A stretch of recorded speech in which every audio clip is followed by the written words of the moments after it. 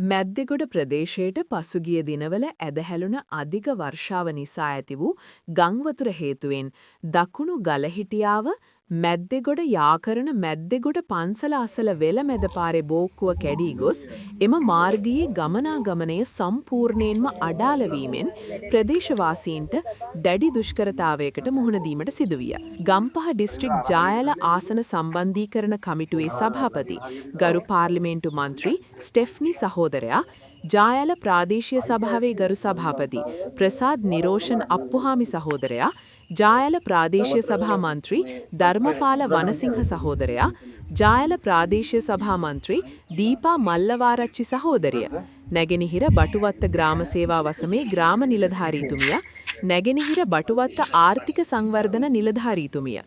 ජායල ප්‍රාදේශීය සභාවේ රාගම බටුවත්ත උපකාර්යාලීය තාක්ෂණික නිලධාරීතුමිය ජායල ප්‍රාදේශීය සභාවේ රාගම බටුවත්ත උපකාර්යාලීය වැඩ පරීක්ෂකතුමා